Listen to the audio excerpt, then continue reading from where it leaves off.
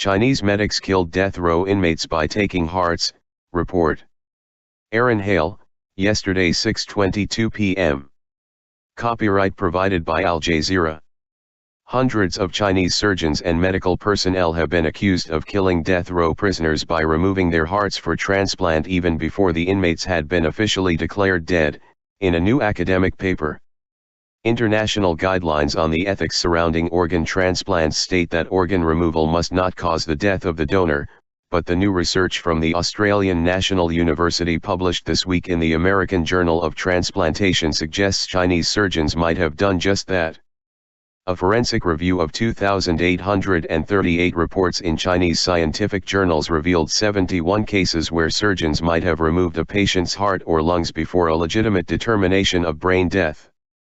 Brain death is typically defined as a medical state where a patient cannot survive without a ventilator.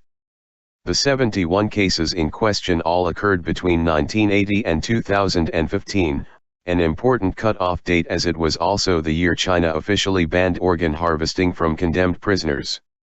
Before then, most organ transplants in China were believed to have come from executed convicts because voluntary organ donation was extremely limited. The findings, according to study co-author and PhD researcher Matthew Robertson, were that Chinese surgeons might have carried out a final coup de grace in an execution process that began in front of a firing squad or through lethal injection.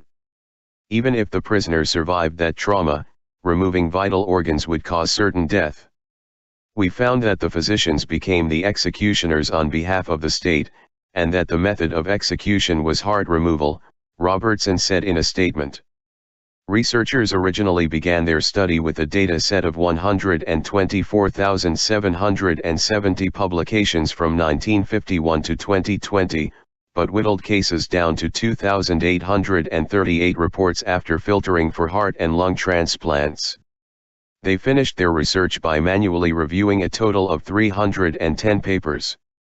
Cases were flagged by researchers if they contained a problematic brain death declaration, where doctors did not check whether a patient could survive on a ventilator, or patients were only partially ventilated with a mask and did not have a tube inserted into the throat. Researchers say these criteria suggest the patient's body was kept alive for the purpose of organ procurement, which can be highly profitable for doctors and hospitals.